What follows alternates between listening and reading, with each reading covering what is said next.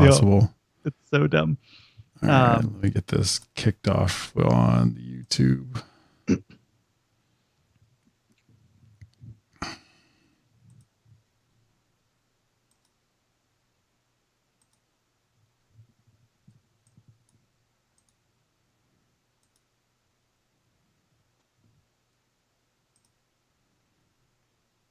All right. And let's go.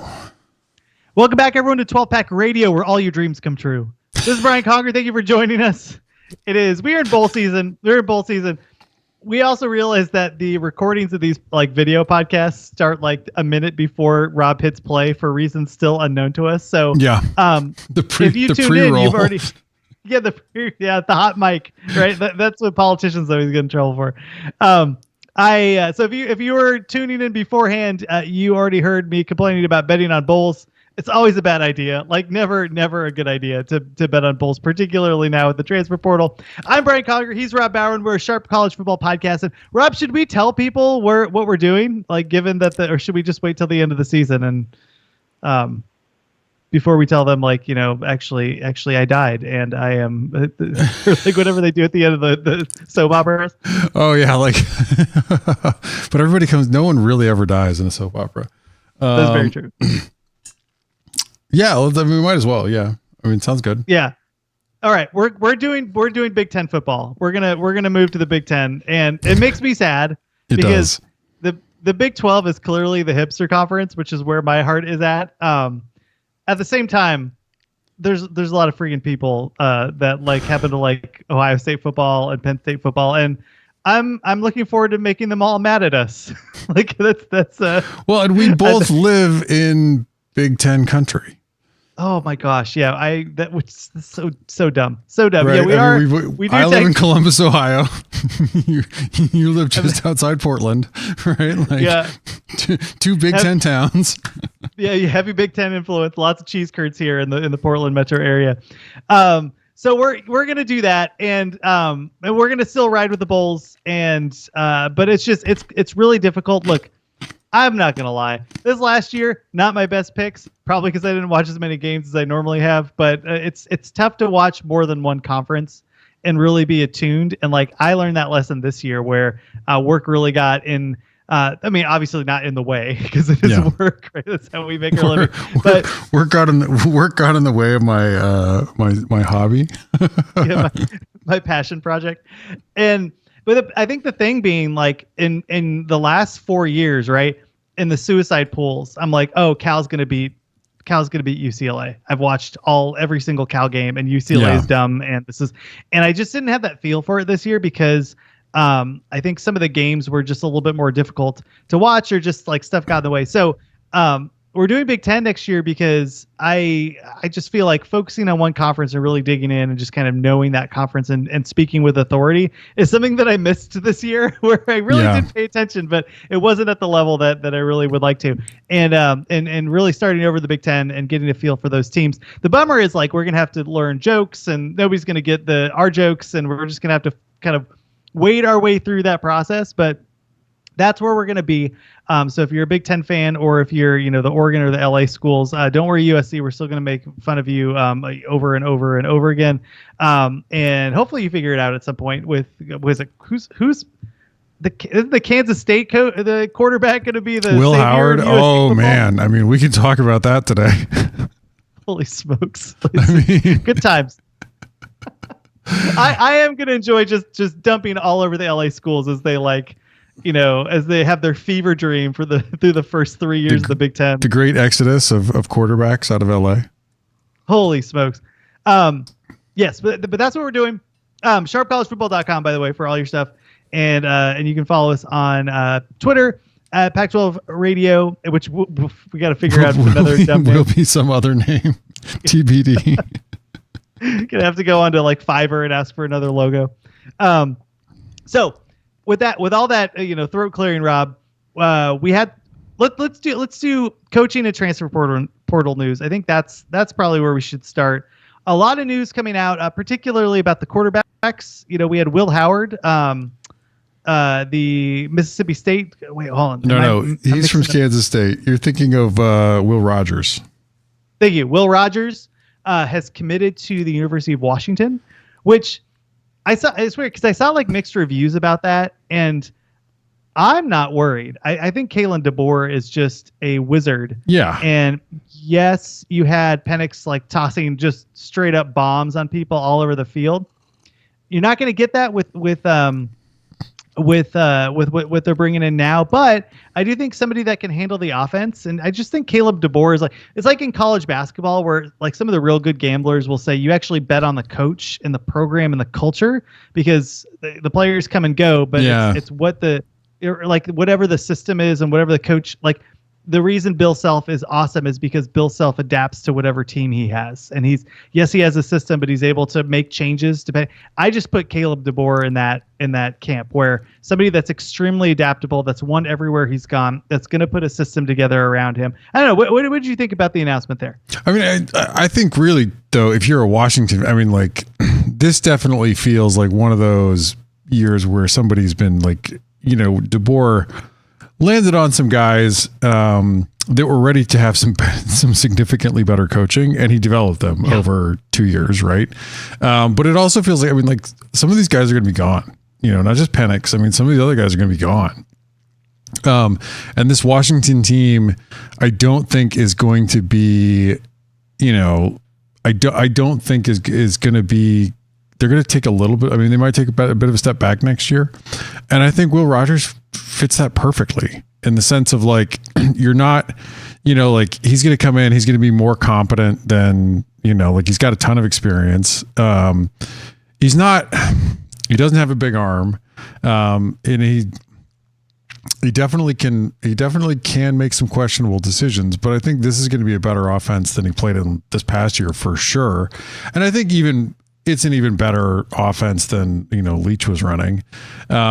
He's like, so you get somebody in as like a short-term rental to fill in as a placeholder until they really they have to get a quarterback though. I mean, like it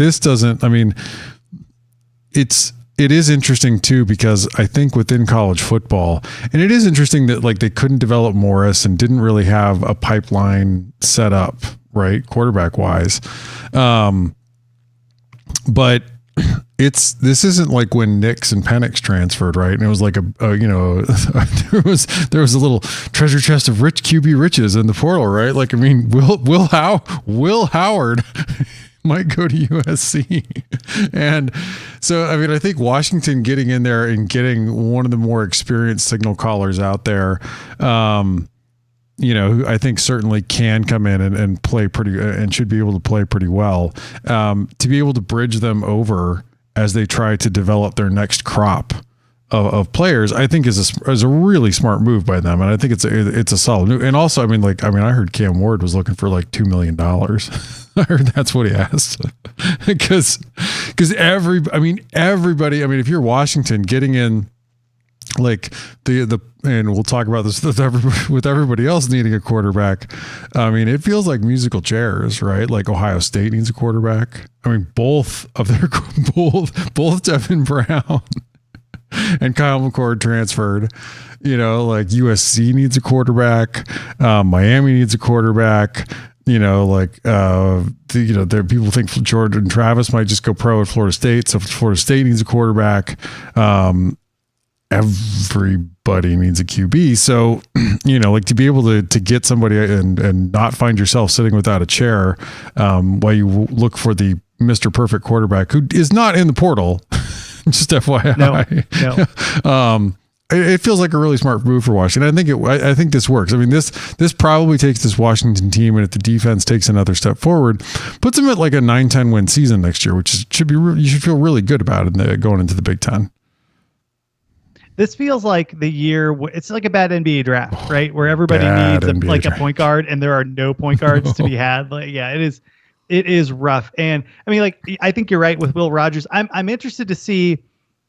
You're right. DeBoer got some pieces, right? Like a good example is like Puka Nacua got buried at Washington, which is unacceptable, right? With what he's doing in the NFL, and then you look at the three wide receivers, McMillan, Polk.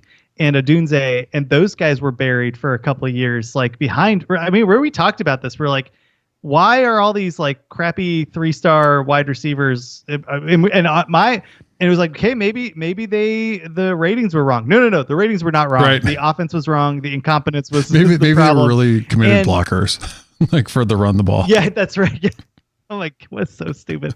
But I'm interested to see how Washington recruits moving forward. What DeBoer has been able to do, for like at Fresno State, turning really a rough team into something that was really impressive, and then moving over to Washington and turning a team that was already recruited. I want to see what he's able to do on the recruitment front, and it highlights, Rob, the importance of developing a quarterback, right? Yeah. You just mentioned all these teams that are in the need of a quarterback. You go, all right, y'all had like a bunch of 4 and 5-star guys and weren't able to, I mean, like across the board. That's really interesting. The fact that Ohio State has multiple 4 or 5-star quarterbacks, they weren't that good. Miami, had Tyler Van Dyke, wasn't able to figure out what to do. Washington, behind Penix, nothing great. Yeah. USC, Malachi Nelson, who he's gone.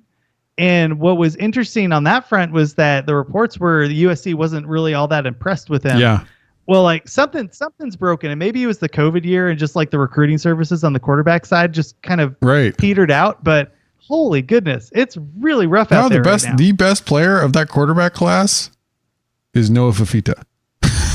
Like he has had the best play thus far out of anyone in that quarterback class.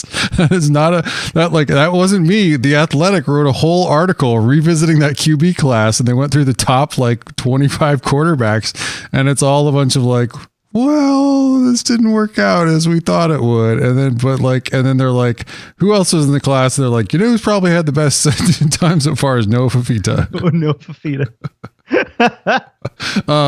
It's crazy, man. It is, but it leaves you at right now, Washington, and you hit on a really good point with DeBoer, and probably the biggest question mark going forward for DeBoer. And look, Washington fans are going to point to, the development that DeBoer has. And that's true. Development gets you so far, though, right? Nick Saban also develops players. Kirby Smart also develops players. We have talked about this on this podcast, right? What works the best? Like recruiting really well and developing players, right? Like that turns out to be the superior formula.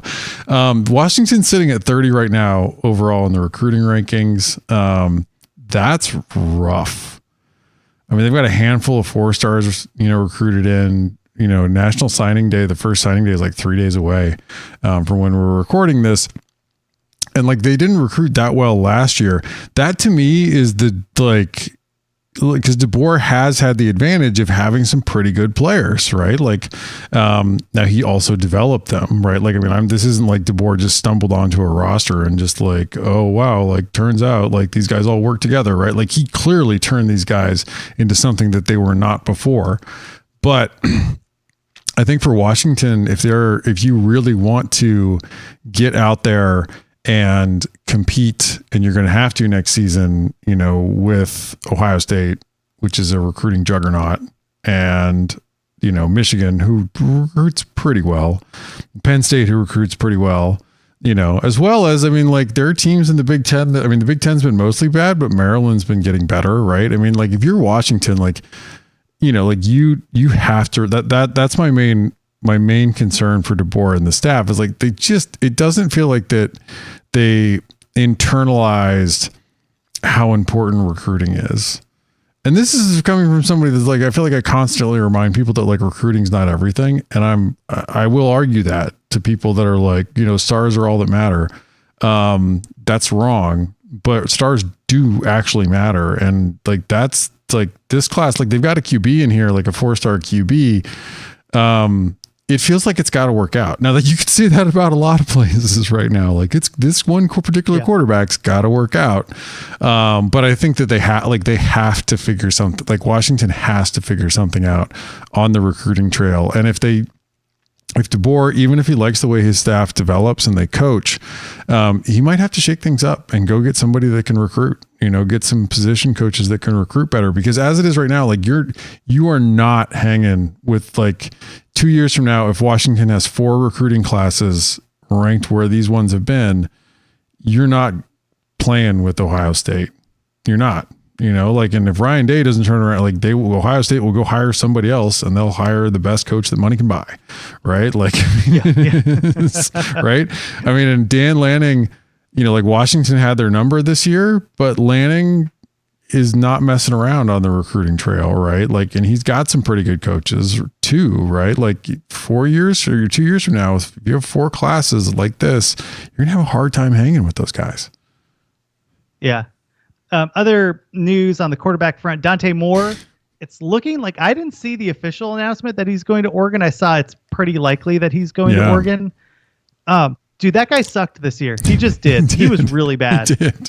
And like, maybe he turns it around. But who also sucked? Ty Thompson, and he's gone too. So we're talking about like 5-star quarterbacks that just couldn't put it together. I mean, I feel like with Dante Moore, though, like, not everybody has it. Like, not everybody is Caleb Williams, right? Like, sometimes guys like mature. And I feel like Dante Moore clearly wasn't the problem with Chip Kelly's offense this season. Like, I feel sort of sorry, as bad as it got. But Oregon, I mean, you got to feel like Oregon did pretty well out of the transfer portal here. Landing, Oklahoma's quarterback, and then landing Dante Moore, to potentially develop and back up, as well as like anybody else that they've signed. I mean, like, Oregon came into this definitely with a decent plan and appears to have got it done. And the fact that Dante Moore is not going back to Michigan or Michigan State, where he's from, is, like, that's remarkable. He's staying out on the West Coast. Yeah. Oh, yeah. I was kind of mocking the Dante Moore, like, but the fact that he'll have an extra year, right, as Dylan Gabriel does whatever he does, like, it's a good plan. They trade him for Ty Thompson basically, and we'll see how that works out. Other news on this end, again, Malachi Nelson has hit the transfer portal. I know he was injured a little bit earlier this year, but the fact that there was just no buzz at all about him, I don't know if that's Lincoln Riley or Malachi Nelson. We will find out. I said he had some injuries this year too. But I mean, like we talked about, like, as soon as they announced that Caleb Williams wasn't playing in the bowl, it was, like, it's not going to be Malachi Nelson. And you're like, oh no. Yeah. Like, it's Miller Moss time. And look, I mean, I think if I had some USC fans, look, if the guy's not the guy, like, it's not going to help if he sticks around or not.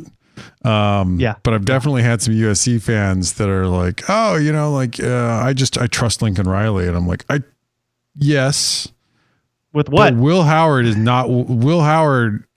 not what you think he is. Right. Like, and Kansas State is really excited about a young QB. So Will Howard might have got bumped out, anyway, but I said, if you're going to run QB power 20 times a game, Will Howard is your man. If you are going to expect him to use his arm to run Lincoln Riley's offense, that's a problem. Yeah. Oh, I like, and look, Riley has had a pretty good track record, obviously, and has been very creative on the offensive side. But this year has been, just the fact that you say what you want about those wide receivers. I don't think they were as talented as people thought they were, but they produced elsewhere, and he could not figure out a way to get that offense to function with Caleb Williams. And now he brings in Will Howard, who, like you're saying, is a totally different offense. They're going to have to buy an offensive line, basically, right, in order for him to be good. I'm interested to see what happens there. I'm looking elsewhere. So Walter Taylor going to Colorado, Destin Wade, a 4-star Kentucky transfer. To be fair, Colorado has done actually fairly well on the transfer portal side, and they also signed a really solid offensive tackle, which is interesting. Because obviously that program ended on a bad note this past year. And bringing in, I mean, like actual quarterback depth. I mean, I understand why nobody wanted to transfer there last year, right? Hey, here's my son. He's starting, and that's the end of the story. Who wants to do that? Now they got a couple people that they can stack behind him. I think both Prime figured out and quarterbacks figured out that, hey, I might get some playing time in an offense that's going to get attention. And Deion Sanders basically realized, hey, I have to have somebody behind Sanders because you got to have some depth. I mean, I think Colorado's actually done fairly well, to your point, right? Like they've gone into the portal and gotten some guys. I mean, truthfully, like parts of that team could not get any worse, right? The offensive line, large parts of the defense, the run defense in particular. There's still some really, really talented players, on the, offensive skill position players there. I thought they did pretty well. I mean, these are guys though that came in. I mean, the Kentucky transfer, this is a guy that's clearly not going to get the start at Kentucky. And so saw the writing on the wall and went looking for some, an opportunity to potentially get some more playing time. I mean, there's going to be some interest. I mean, like, I think guys like, I'm really interested to see where guys like Ty Thompson land, right? Just because it is such a wild portal out there right now with everybody needing a QB and not but the other part is too, and I was thinking about this is like, if you have a starting QB right now that you think you have a starting QB, man, whoever his representative or agent is getting inundated with offers for them to enter the portal because of Ohio State and USC. And that's where it gets to be like, and look, I mean, like, I can't, like, other than maybe Fafita at Arizona, I can't think of anybody else in the Pac-12. Like, I don't think Cam Rising's leaving Utah. But if you have an established quarterback, and like we said, like there's a limited number of teams that have that at the moment, they're probably getting like significant offers to move, right? That's how crazy it is out there right now. But like the talent is just so. Can you remember a year like this where it's like, it felt like this year we're coming in and it's like, oh man, it's amazing. And then you look around the country and you're like, oh well, there's Carson back at Georgia. And then, right? Like, and then you go for a bit before you start to think of like, oh, who's next, right? Oh Lord. So yeah, and just going down the Pac-12, right? Will Howard and question mark at UCLA. The Northern California schools suck. Yeah, nobody's going for either of those guys. It's musical chairs at ASU and then Fafita. Right. Utah, the pig farmer, and Nate Johnson transferred. So I mean, Cam Rising is clearly like at the time, right? And both of those guys are clearly like Nate Johnson probably ruined his chances of becoming the starter for this year. So, oh yeah. I mean, he's going to Vanderbilt, which good for Vandy. Like that's a good spot for him. I mean, Dylan Gabriel is flawed. Right. And I mean, Washington getting I could say Will Smith. I keep forgetting the guy's name. Will Rogers, yeah, Will Rogers. I mean, it's Colorado, Arizona, and Utah have the best quarterbacks in the Pac-12 probably next year, right? I mean, like how good is Dylan Gabriel? Where would you rank Gabriel in the conference? I mean, so I would put. Oh man, I mean it's hard. Like so, the Utah offense with Rising, but like they also need some pass catchers, which they didn't have this year. And so you're assuming the tight ends. They never have pass catchers. I know. They have tight ends. They have tight ends. they had tight ends and a Britton Covey at one point. Yeah. But like, I really like Rising. I think Fafita's better. I think Fafita's he's got better arm talent. I think he's got a better surrounding cast around him. With McMillan, I think he probably has a better year than Rising next year. I mean, like that. I think Rising's definitely number 2, and then it's Gabriel. No, that's wrong. It's Sanders. Like, I'm sorry, but Sanders is I forgot about him. Sanders is your most talented QB. He may not have the biggest year, but he is clearly your most talented QB. That's true. and he can move it. Like Yeah. if you put Sanders in front of Arizona's offensive line, like he would kill. Oh yeah, him. you give him Like, Arizona's receivers and offensive line, and he is having an enormous year. Like, yeah, I mean, and people knock him too much, like because they look at the overall offensive performance. Like he's likely a first round pick. He's really good. Like him running around with his just for his life, and then just gunning the ball down the field all the time. It's great. He's so really I fun do to Sanders, watch. Fafita, Rising. I mean, geez, if you were to do the Big 12 ones next year, you'd throw in the Ohio State or Iowa State quarterback, like who's kind of a smaller dude but can sling it. But then you do Gabriel, and then Will Rogers, and then big question marks. Which is fine. That's like a B, right? Like across the board B. If you were to rate those 5 quarterbacks, and I mean, certainly some schools would absolutely take their quarterback over what they've had in the past, and some schools are kind of like, yeah, he's a placeholder. But yeah, it's a weird transition year for teams all across the country. Where do you think? Okay, where do you think Ty Thompson ends up? Like the type of school? I think he's Mountain West bound. Yeah, I mean, don't you? I mean, even as desperate as people are for QBs, and they are. I mean, to the point where like DJU, who again has his moments, but also has his other moments. Yeah. Is like one of the big names, and like he went and visited Florida State. That crazy?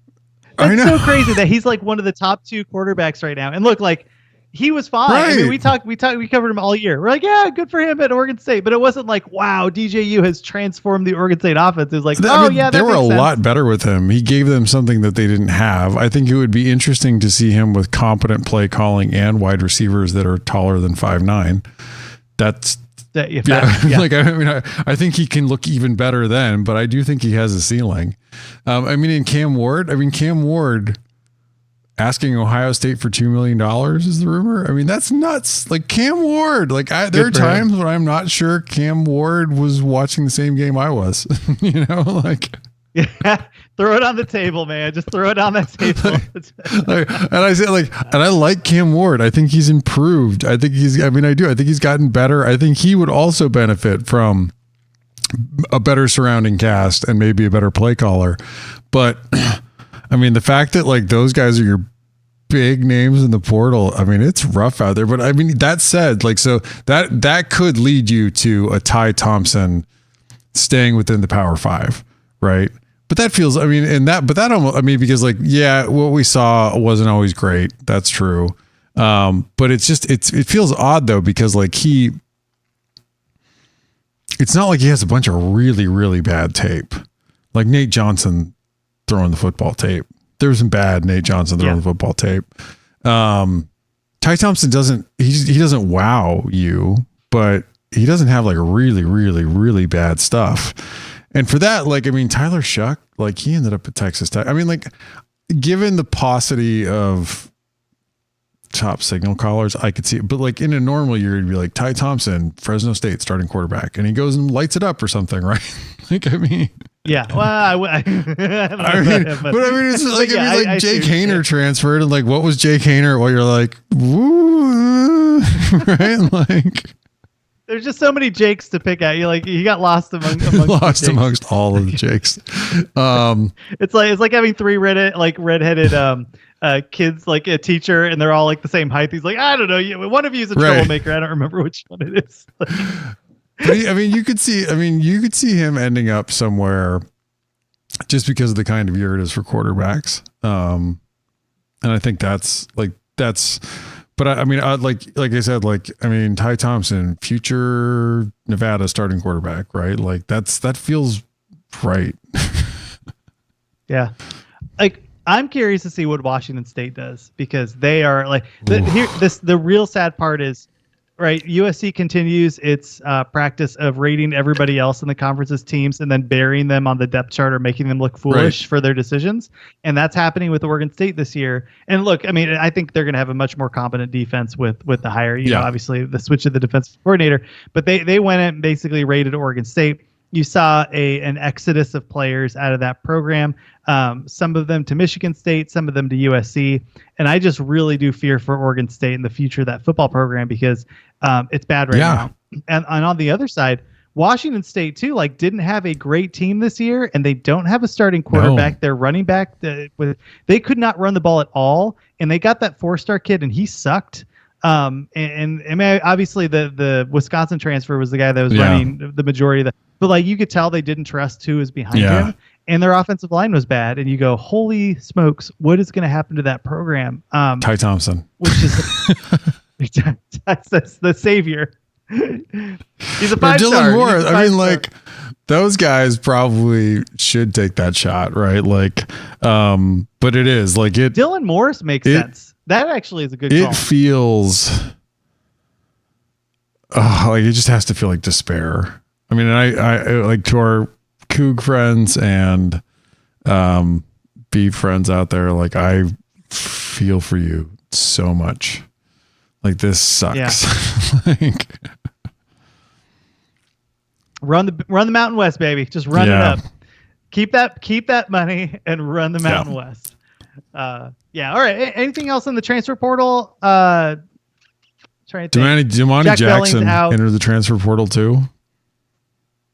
Like, I mean, he's going to Georgia, right? Dante Williams. Because they picked up. I mean, USC just. I mean, man. I mean, I think the defensive staff hires that they've made are really competent. Like they look really good, right? Like I'm like, oh, this feels like a really like there's less sizzle with this defensive staff, like recruiting wise. But they definitely feel like a step up in overall competence. But the offense took a step back this year. I mean, they were, and that was with Caleb Williams again. And I really have questions about what Lincoln Riley's going to do next year offensively. Like I think the defense could get a lot better. And at the same time, I think this offense could be pretty mediocre.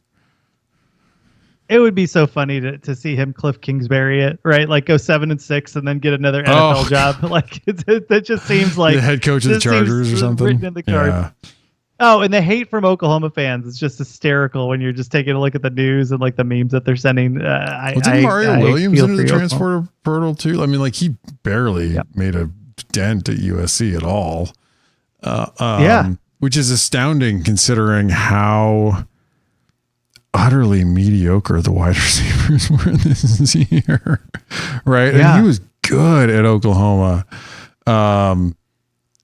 And just could not. I mean, Torian Singer, like, come home. I mean, like, that's where I think it's coaching, right? I mean, like you have players that had been decent, if not excellent, at their schools, and they went to USC. And on the offensive side, really surprised me. On the defensive side, I kind of expected some of that. And I mean, I gave him the chance, like, all right, maybe Barry Alexander puts it together, and maybe Mason Cobb figures it out. But like the fact that whenever you have a team that's like, oh yeah, like this basketball player is going to be our tight end, and he's really the crux of this, the cornerstone of the defense. You go, oh Lord Almighty, this is really bad.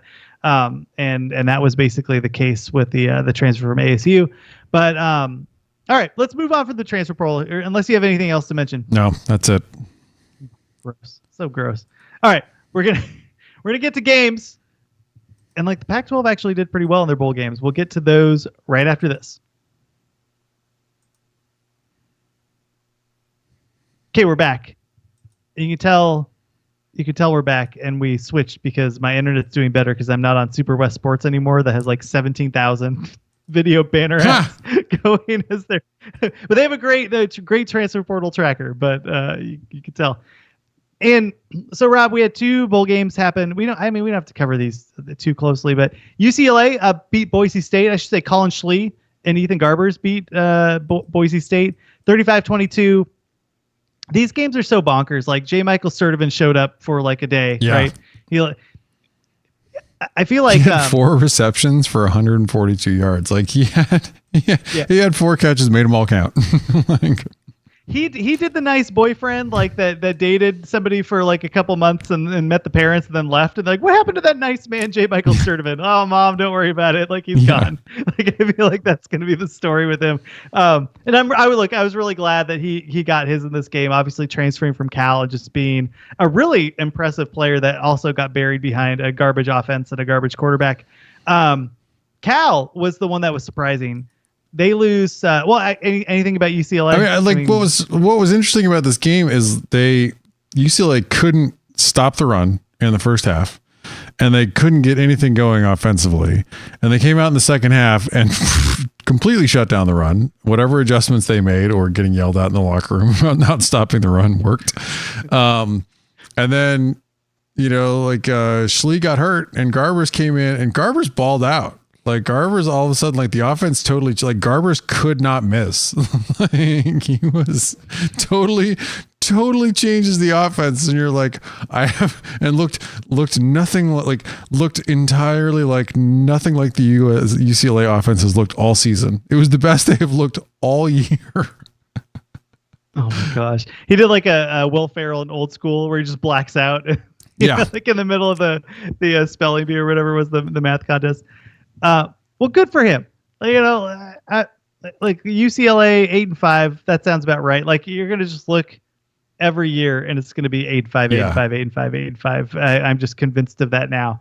And Boise, like I think there was one point where the coach mouthed like they don't care, like they don't even want to be here. Let's go. And I'm wondering if that was displayed at halftime. Yeah, like they don't care. Like yeah. That was the Starco Brands Los Angeles Bowl presented by Gronk. The rating, God, I love it. I appreciated that. Good for him. Signing the Coors Lights cans at the Arizona sideline is just just good for you. Just keep doing that, Gronk. Cal 14, Texas Tech 34. I was surprised about this because this is the Cal game. This is the game Cal wins. This is what Justin Wilcox does. And Fernando Mendoza, 3 picks. They kind of really, even though Brooks had like almost 100 yards, it took like 22 carries for him to get there. And, Texas Tech has like basically the coked up high school coach. Yeah. So maybe the motivation factor there actually helped here. I don't know. What did you think? There's two things that define this game. One, Cal had 4 turnovers, including the 3 picks. Like turns out hard to win football games when you're -2 on turnovers and turn it over in total 4 times. The other one is Tim DeRuyter and that Texas Tech defense totally shut down Cal's run game. Like just Ott had a hell of a day out there. 16 carries for only 46 yards. I mean, they basically dared Cal to beat them through the air, and Cal could not. And then Cal's defense, which had played a bit better at times this season, but still is not in the range where you would consider them good. Some of it was they got hurt with some bad field position, in the game, but they weren't great. They gave up 24 first downs. Cal only had 15 first downs. And Texas Tech struggled to run the football as well, but they got enough in the air with a guy that's like their 3rd string quarterback or something. That's what I think probably has to feel really rough for Cal is like, you went out and lost to like a pretty mid-tier Big 12 team playing their like 3rd string quarterback. Yeah. And my apologies to the 2 Cal fans that listen. I got my Brooks mixed up, right? I'm thinking Carlos Brooks, who has already transferred out of the program. So I was looking at the Texas Tech Brooks, not Jaden Ott. Looking forward, don't bet on Bulls. I made that mistake this week. What am I doing? Somebody was doing the traditional thing where it's like, oh man, like the Pac-12's been overrated all season, and we're seeing that in this bowl. And I'm like, no, we don't do that anymore because I don't even know who's coaching in this bowl game, let alone playing in this bowl game. I mean, I do, but it's also like impossible. Like these are fundamentally very often not the same teams. Now Cal mostly was, which is pretty embarrassing for Cal. Yeah, dude, that was what I was like. Oh, Cal will do it. mostly They'll- was they the were same excited to be team. here. Now, clearly UCLA was not, and they ended up winning. But like, I mean, Boise State also had like a hacked together coaching staff too, because they fired their coach at the middle of the season, right? Like, I mean, I just think it is so dumb. Like, I mean, I downweight like within beta rank, and I think I'm the only one that does this. Like, the only games that count full weight are the playoff games. Everything else is like 10% because I don't know who's playing. Right. I mean, like the canonical one I always look back at is like that one where like, was it, I mean, Kansas State just waxed LSU in like a COVID bowl. I mean, just waxed them. And it was like, I think LSU only had like 40 players that could like dress for the game because of like, oh yeah. I bet heavily on that. I was opt-outs and transfers and COVID and everything. And I was like, we're not counting these anymore. Like this is not good information. This is bad data and I don't want a part of it. Do you know who is starting in the Las Vegas Bowl? The pig farmer himself, Bryson Barnes, Huzzah, will be the starting quarterback for Utah. I was curious about that because obviously Nate Johnson left. Yeah. And I was just wondering to see like, it's because, and I know Barnes is transferring too, or he put himself in the portal, and I would too, after not getting a scholarship after like starting basically for 2 years for this program, or at least maybe not starting, but starting multiple games as the backup, even though you're the walk-on. And look, maybe there was, I didn't kill that as much on the show because maybe in the background they gave him some, attaboy scholarship that wasn't like a football scholarship, but I thought it was crazy. But yeah, he is starting in this game, which makes it a little bit more competitive on my end, because if they didn't have a starting quarterback, Utah, I was pretty worried about this. They play Northwestern. I'm surprised Northwestern made a bowl. Like this was a team that was supposed to be like rock bottom this year, and they really did a good job. I think they had the interim coach. Who was the interim? It wasn't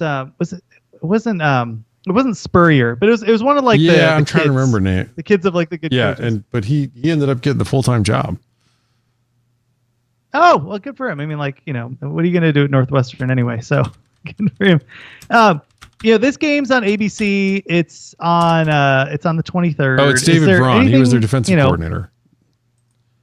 Oh, I'm thinking of somebody else that was like the placeholder there. But anyway, are you going to watch this game? Yeah, I mean, sure. I mean, I'll like, it's one of those ones where like, I'll have it on while I'm doing something, right? Like that's what bowl season's for, right? Like you answered that question. Like I asked you if you wanted a corn dog. Yeah, sure. Yeah, sure, man. Who turns down a corn dog, right? Like, yeah, that's right.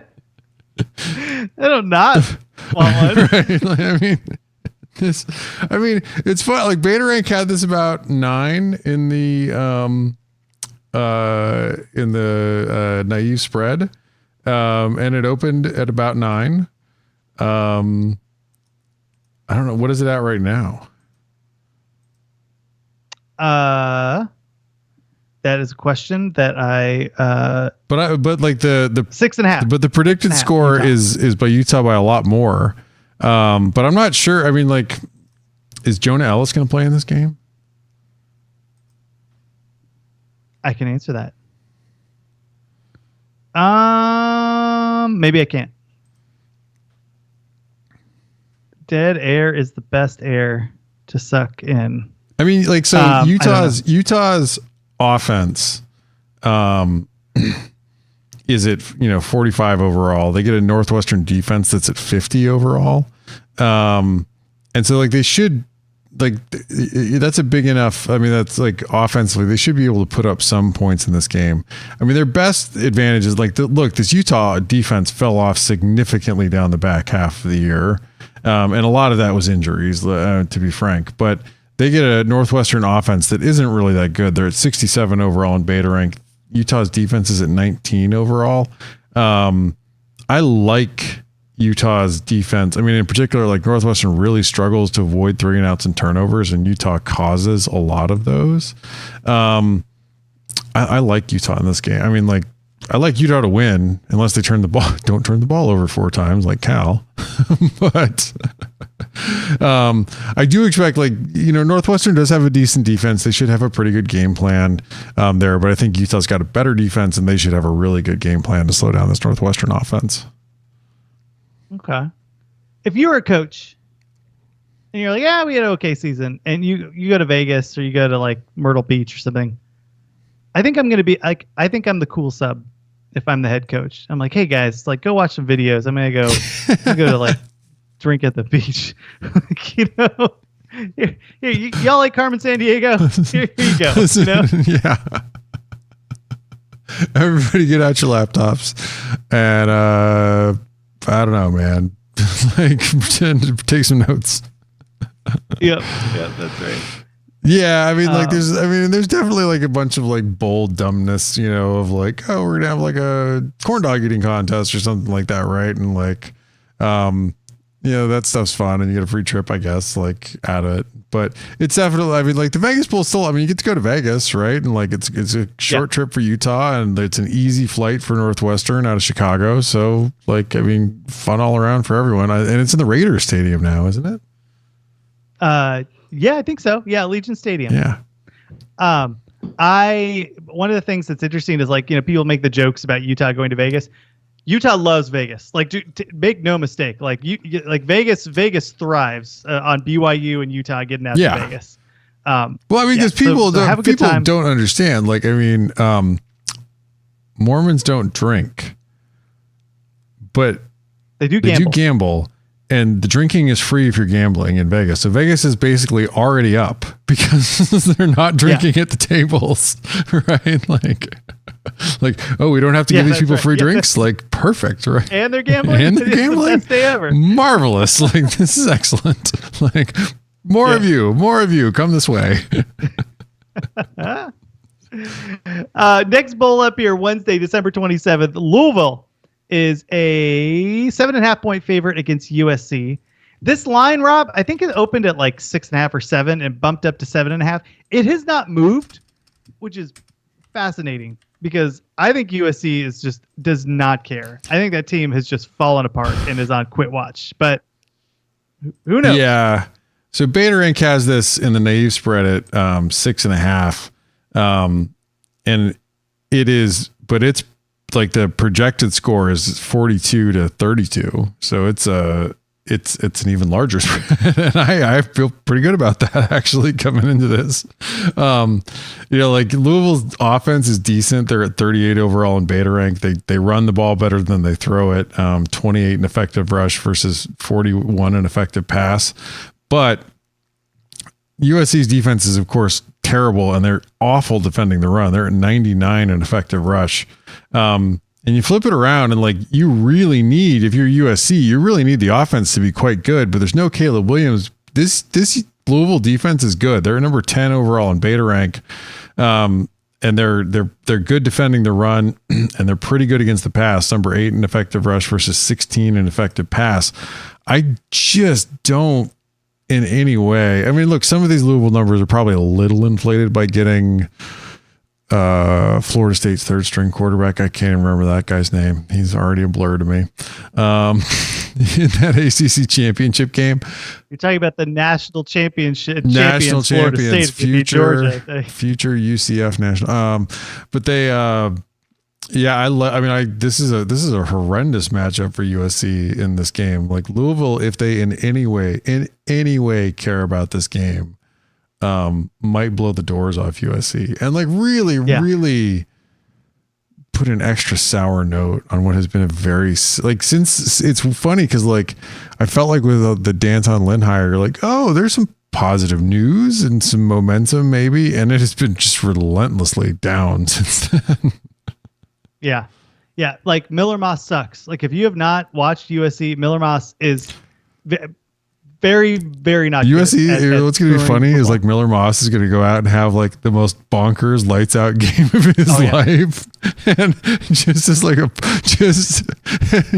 and his dad's going to find this podcast and just like we're just write like the nastiest comments to us about this, but it's justified by how he's played up to this point. I hope they show this at halftime, but like they have to fast forward through us, like not realizing that the recording had started. They're like, no, wait, they're not there yet. Like, just staring at the camera. Oh Lord. I mean, Louisville by 1,000. And don't gamble on this. Like, please do not do not do that. Next game, I really think this game's going to be great.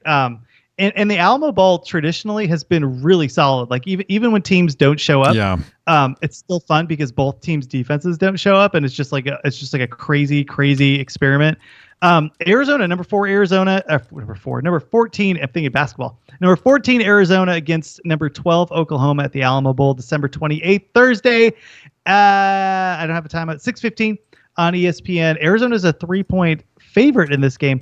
This is going to be so fun. I'm really excited to see. I think Arizona actually shows up to this game, and I think Oklahoma probably shows up to this game too, to as much as you can for a bowl game. I know Jordan Morgan, Arizona's left tackle, is out. I think a couple other players have opted out of the game, but for the most part, like this is a big game for Arizona. This is one of the best years they've had. They want to have some momentum going into the future. They get the extra practices.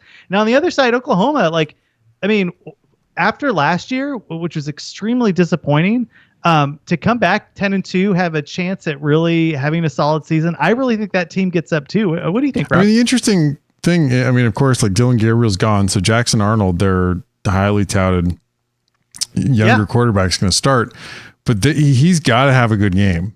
Because part of the engine of this Oklahoma team is this offense. They're number 5 overall in beta rank, but they're not great running the football. They're at 27 overall in effective rush versus number 7 in effective pass. Now they get an Arizona defense that's like 36 overall in beta rank. They're definitely better against the run than they are against the pass. Although I will say, like, Tacario Davis, I think is particularly good on that team. Arizona also has a pretty good special teams advantage, number 14 versus number 43 overall. But this Arizona offense is like right behind Oklahoma. They're at number 6 overall in beta rank. They're at number 5 in effective pass since Fafita took over, number 44 in effective rush. They get a really balanced Oklahoma defense, number 16 overall in beta rank, number 20 in effective rush versus number 20 in effective pass. This has all the hallmarks of a really, really good game. I mean, like with Dylan Gabriel gone, I think that does, even it out a little bit. Arizona's defense is a little worse than Oklahoma's defense is here, but I think like with Jackson Arnold, unless he comes in and just has a lights out game, like Fafita's played really, really well. I mean, again, like this Arizona team feels like they've gotten better and better as the season has gone on. I feel like more practice and more time to game plan would be good. The one thing to keep an eye on, I would say, is like, and this used to be true in the playoff with Clemson, is like Brent Venables with time to plan can be a problem. Like Brent Venables with time to like study how you game plan and call games can be like a real pain in the butt in a bowl game. And I'm interested to see kind of what he's got, if he's got, because like there are some bowl games where like Clemson wasn't the better team and Venables just kind of won in the game with a great game plan and play calling. Yeah. The other thing to keep in mind is if Tatora McMillan does not play in this game, I think that's a massive blow to Aaron. I haven't heard of him opting out, but I haven't heard of them he's saying, too young. Yes, he's got another year before he can declare for the draft. Oh, well, good for him. Oh, yeah, national television. Yeah, I think he'll probably get that. Yeah. I mean, he's going to play. Fafita's going to play. I mean, Arizona. I mean, other than and Morgan's a huge loss. He's a likely first round pick. For Arizona. But again, we've talked about this, like the offensive line coaching in Arizona has actually been really good.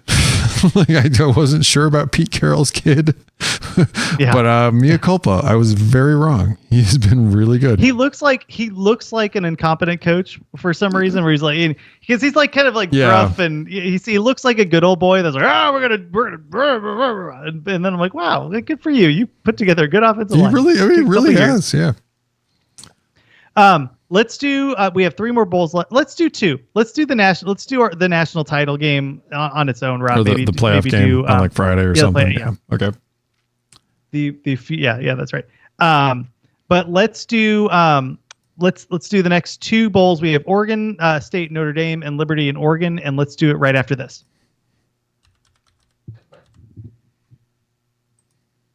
Okay, we're back.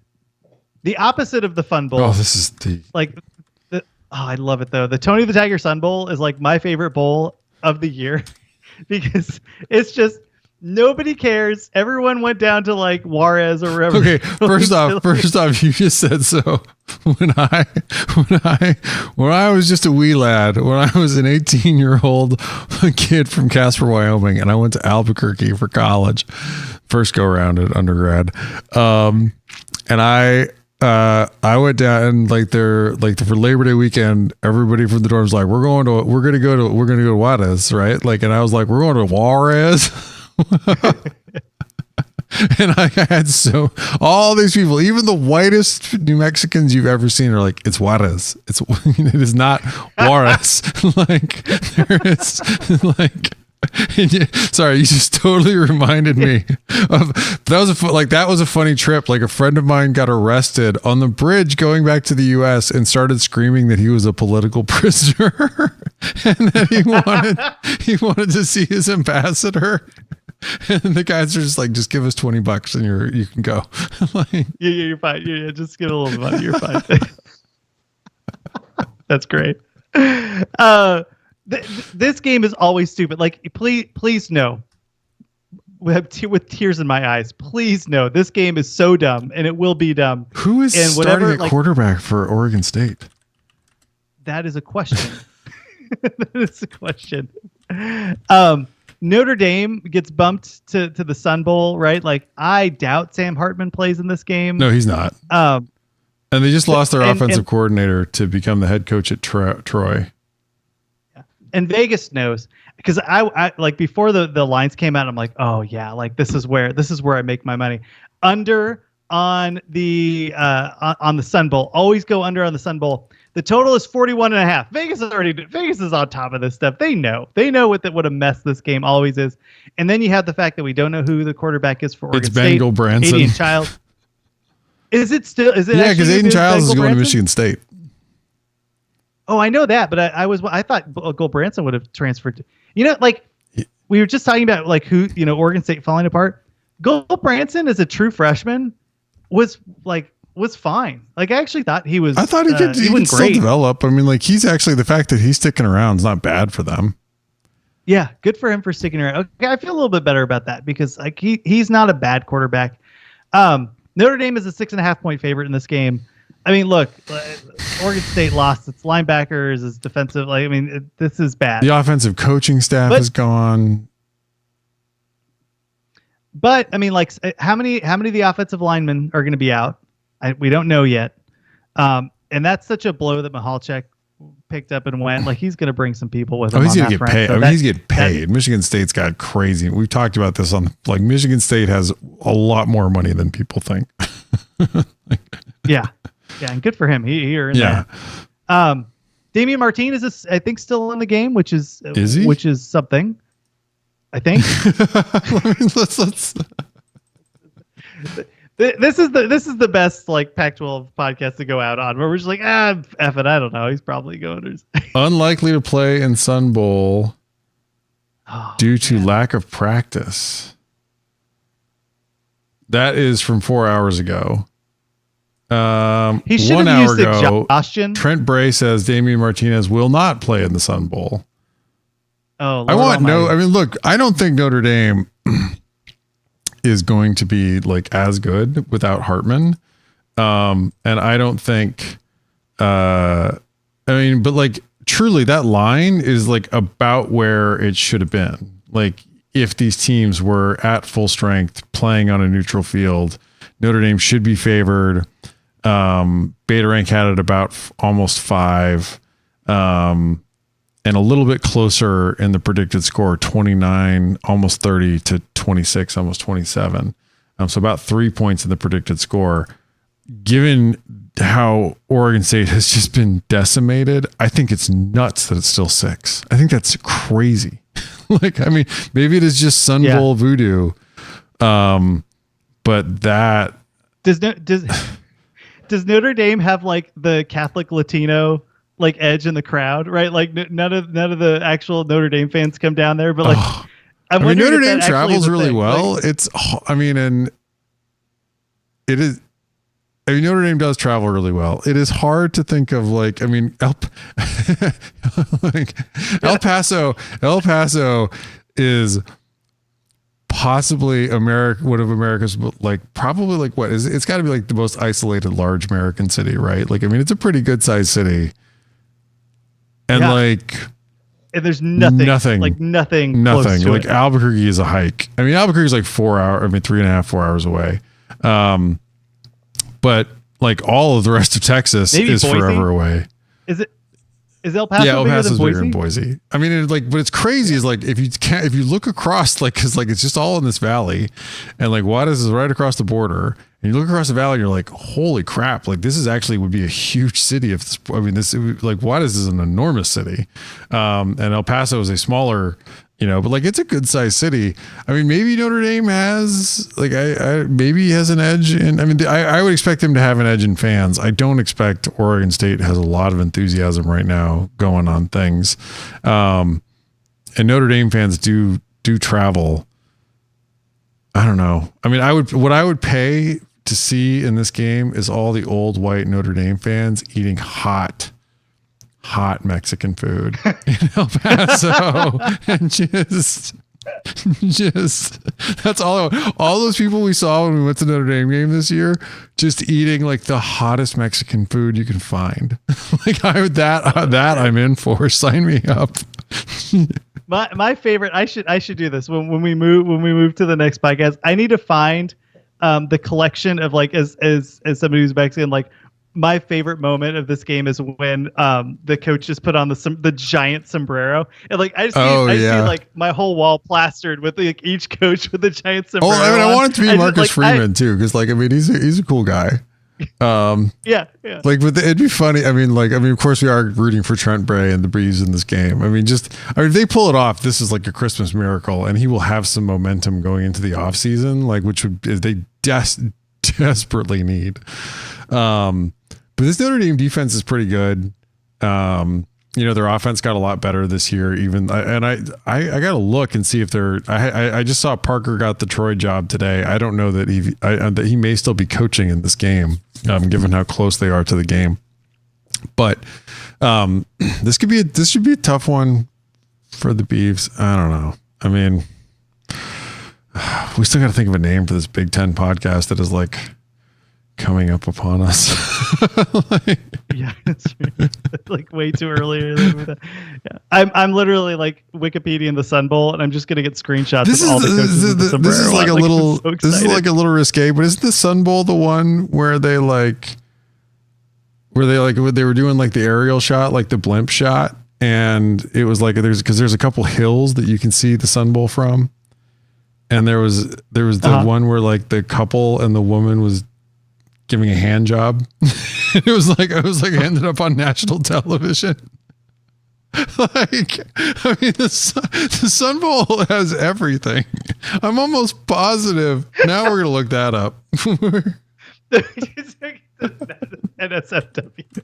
I'm almost positive that is true. Oh my god! I didn't realize that was in the lore. The thick history. Oh no! Okay, so it was not. It was not at the Sun Bowl. I mean, at the actual Sun Bowl. So this is like the semantics of this are going to sound dumb because the football stadium is the Sun Bowl. So it was a UTEP game at the Sun Bowl where this happened. Yeah. And ESPN cameras caught it. Oh my gosh. Dude, college football is the best. I love it so much. So enjoy the Sun Bowl while you watch it. This is the dumbest best bowl that you should watch. Like of all the ridiculous bowls, look, the Duke's Mayo Bowl gets all the attention because they pour the mayo. Like, no, this bowl, if you want dumb college football, this is the game for you. All right, last game, January 1st, New Year's Day. Liberty Bibbity, 13-0, going to the Fiesta Bowl to play Oregon. Oregon is a 17-point favorite. Bo Nix is going to play in this game, which is interesting. Yeah. I think they smoke Liberty. Like, I really do. I think that, like, Lanning has this team still, like, they're still pissed. the fact that Nix is playing, I think he has the team bought in. I'm curious what the matchup here says. I haven't watched a moment of Liberty this year. So I here's could be the totally thing wrong. about Liberty is like, look, Will Stein was one of the best maybe the best offensive coordinator hire of the season. Like he did a phenomenal job of what was already a really good offense at Oregon. Jamie Chadwell, absolutely electric. Like people like Hugh Freeze had Liberty rolling offensively. Jamie Chadwell cranked that up a lot. So Okay. like offensively, like this should be a really fun game. This is the number 2 overall Oregon offense. They're only behind LSU this season. They're number 1 in effective pass.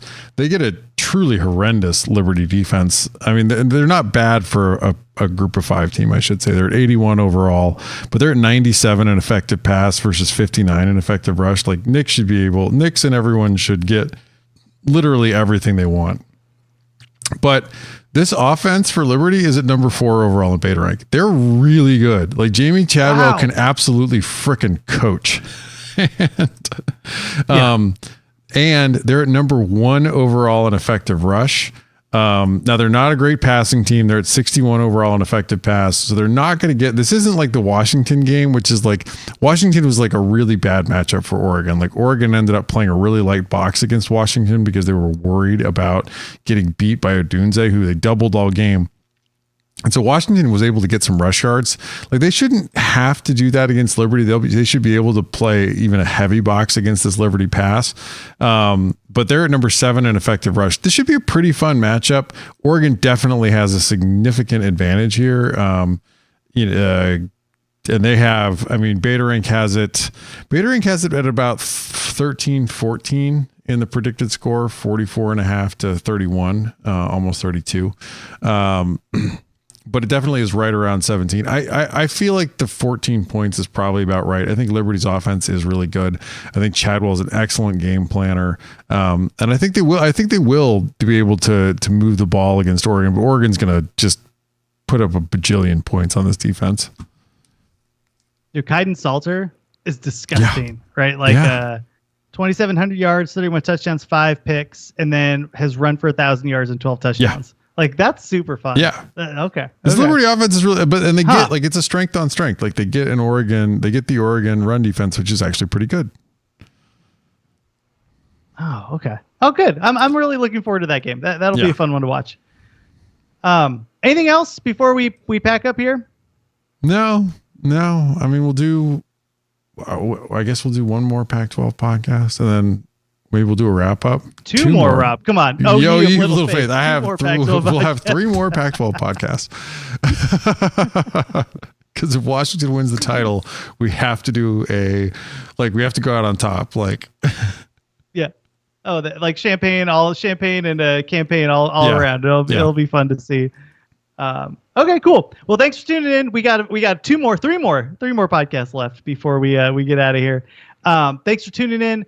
Sharp College Football for all your not gambling needs. Do not gamble on these games. Once more, like please, for the love of God. Unless you have information that's like someone is playing or someone isn't playing that nobody else knows. Yeah, exactly. And guess who probably knows? Vegas probably knows. Thanks everybody for